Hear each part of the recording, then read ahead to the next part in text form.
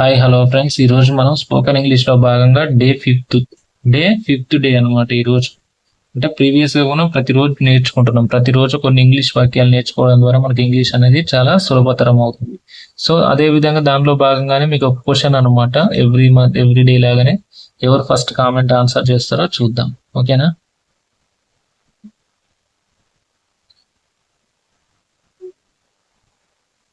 చూడండి,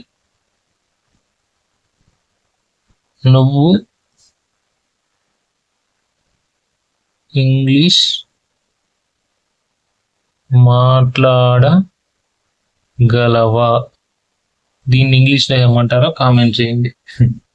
నువ్వు English మాట్లాడగలవా? Answer ఏందనేది మీరే కామెంట్ చేయండి. ఓకేనా? ఎవరు ఫస్ట్ కామెంట్ చేస్తారు? ఫస్ట్ అంటే కరెక్ట్ కామెంట్ చేయండి. లేట్ అయినా ఏం కాదు, కానీ కరెక్ట్ కామెంట్ చేయండి. వేరే వాళ్ళ కామెంట్ చూడకుండా కామెంట్ చేసిన తర్వాత వేరే వాళ్ళు చూడండి. ఓకేనా? Next let starts hour class. Daily use చేసేటటువంటి ఇంగ్లీష్ సెంటెన్సెస్. అందులో ఫస్ట్ వన్ చూడండి. I don't tell you.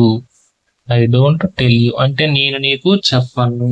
I don't tell you అంటే అర్థమైంది, నేను నీకు చెప్పను. ఎవరికో చెప్తా కానీ నీకైతే చెప్పను. ఐ డోంట్ టెల్ యూ, నేను నీకు చెప్పను.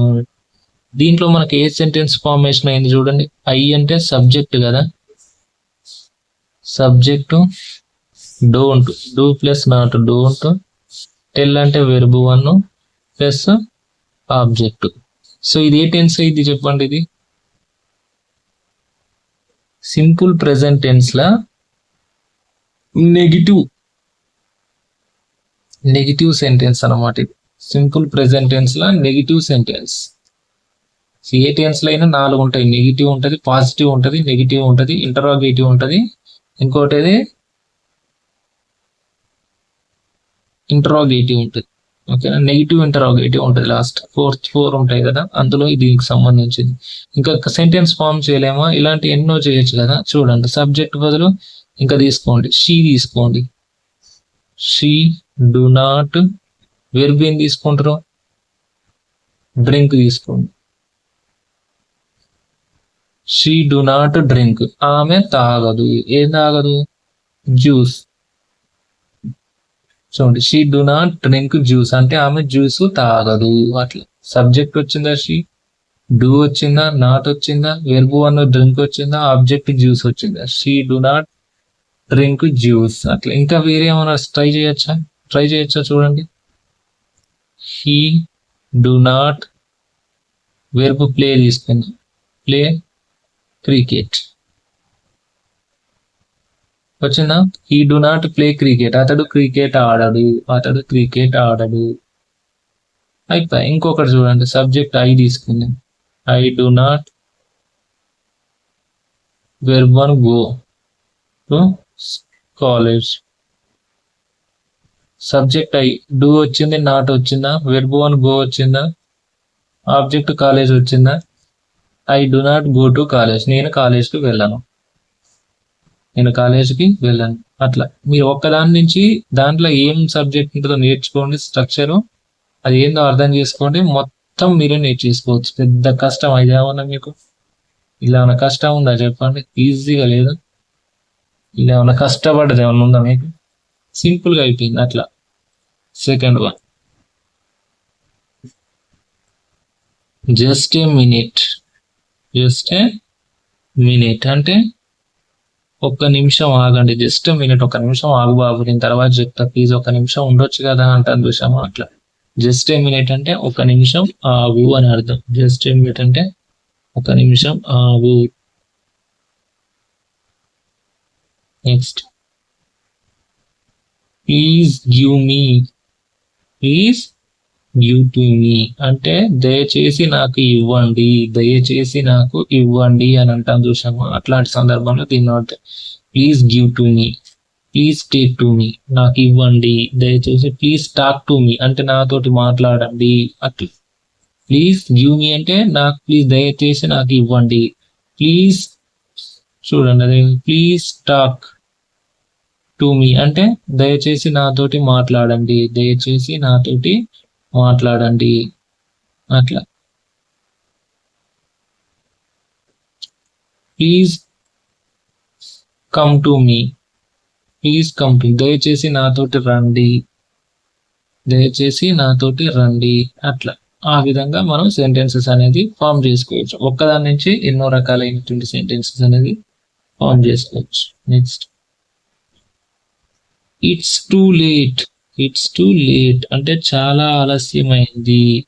ఇట్స్ టూ లేట్ అంటే చాలా ఆలస్యమైంది. అట్లా. Next, don't go. Don't go there అంటే అక్కడికి వెళ్ళవద్దు. డోంట్ గో దేర్ అంటే అక్కడికి వెళ్ళవద్దు. డోంట్ గో దేర్ అంటే అక్కడికి వెళ్ళవద్దు. నెక్స్ట్, సిక్స్త్ వన్ చూడండి. సంధ్య, డోంట్ టెల్ లైస్. సంధ్య అబద్ధాలు చెప్పదు. సంధ్య అబద్ధాలు చెప్పదు. సంధ్య ఏం చెప్పదు? అబద్ధాలు చెప్పదు. అట్లా. అదే విధంగా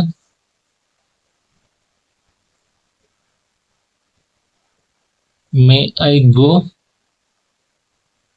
నేను వెళ్ళవచ్చా. మే ఐ గో అంటే నేను వెళ్ళవచ్చా.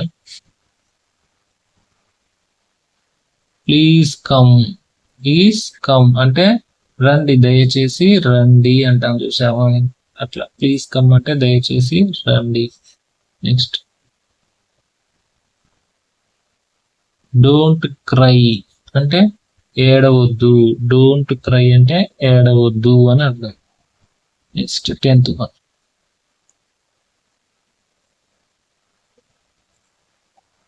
Are you busy. నువ్వు ప్రస్తుతం బిజీగా ఉన్నావా. ఆర్ యు బిజీ, నువ్వు బిజీగా ఉన్నావా క్వశ్చన్ చేస్తున్నావు. అట్లా ఈ విధంగా సెంటెన్సెస్ అనేది ఫామ్ చేసుకోవచ్చు అనమాట. ఎవరైతే ఫస్ట్ కామెంట్ చేస్తారో నువ్వు ఇంగ్లీష్ మాట్లాడగలవా, సేమ్ ఈ టైప్ లో ఉంటుంది క్వశ్చనింగ్. అదైతే మీరు కామెంట్ చేయండి. ఒకవేళ మీరు కొత్త వాళ్ళైతే నా ఛానల్ని ఫస్ట్ సబ్స్క్రైబ్ చేసుకోండి, తర్వాత వీడియోని లైక్ చేయండి. ఇది మొత్తం కంప్లీట్ సిరీస్, మొత్తం స్పోకెన్ ఇంగ్లీష్ కోర్స్ కావాలనుకున్న వాళ్ళు నా ఛానల్లో జాయిన్ ఉంటుంది. సబ్స్క్రైబ్ పక్కన జాయిన్ బటన్ ఉంటుంది, దాన్ని క్లిక్ చేసి జాయిన్ అయిన తర్వాత మీకు స్పోకెన్ ఇంగ్లీష్ సంబంధించిన పీడిఎఫ్ మొత్తం మీ మెయిల్ ఐడికి ఎక్కడికి పంపిస్తాం, మీ మెయిల్ ఐడికి నేనే సెండ్ చేస్తాను అన్నమాట.